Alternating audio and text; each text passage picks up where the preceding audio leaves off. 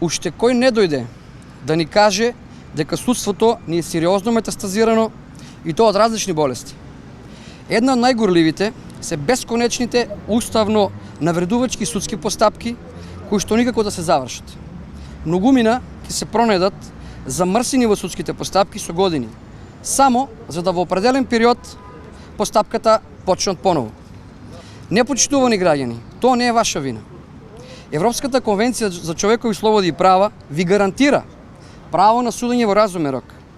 Оваа институција позади нас, Врховен суд, ја има таа моќ да ги превенира овие судски неправилности и аномалии и да ви гарантира судење во разумен рок. Меѓутоа се прашувате зошто овој институт не се користи. Студија изработена од страна на тимот на Зелена лупа дава еден разочарувачки резултат. А тоа е, луѓето не смеат да покренуваат вакви иницијативи, бидејќи се плашат да не го наладат од судијата. Бидејќи на крајот на денот судбината е во негови раце.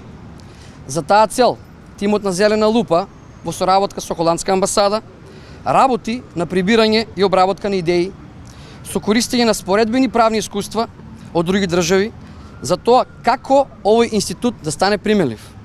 Во оваа смисла, тимот на Зелена лупа подготвува покренување на иницијатива за измена на постоечката законска регулатива со интегрирање на одредби кои што би значеле паралелно со одобрување на барањето од страна на Врховен суд, судијата кој што постапува да биде иземен по предметот и по предметот да се достави до судија кој што нема да е налутен.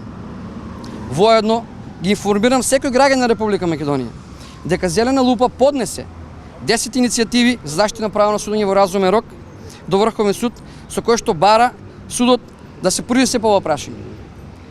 Па во оваа смисла ги охрабрувам и ги повикувам сите обесправени граѓани кои што се уште се гушат во неравномерно пролонгираните судски постапки, нивниот случај да го пријават во Зелена лупа и со нивниот пример да допринесат за заздравување на нашето калцифицирано судско тело.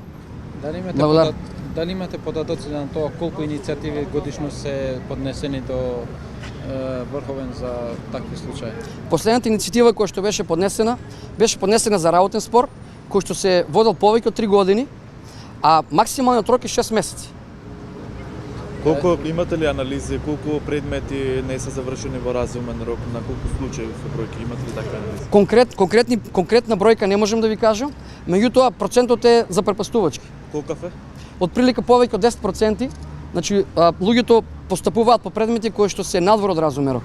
Како ги коментирате случаите Сопот и шамарина во центар, на пример, кои се сега за Сопот се бара одново да се почне? Како ги коментирате ваквите случаи, ваквите процеси? Во најмала рака станува збор за правна несигурност и ситуација во која што обвинетите не по нивна вина се доведени во ситуација да бидат под стрес и цело време под притисок од страна на судскиот систем дека може ќе бидат осудени и покрај тоа што резултатот би може би бил поволен за нив.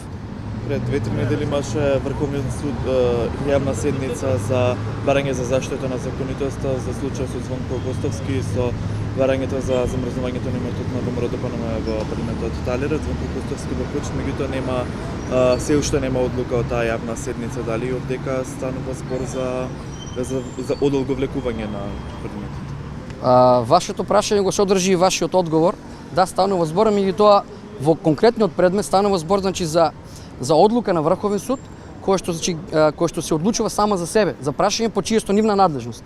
Што значи дека не станува збор за конкретни судења во разумен рок кој што во Врховен суд би постапувал како секундарен елемент, како секундарен орган.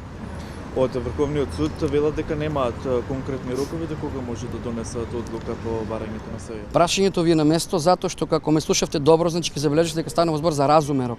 Не станува збор за конкретен рок, него разумен рок, а разумен рок е рок кој што се дефинира во основа на судската пракса по која што генерално се решаваат определени прашања.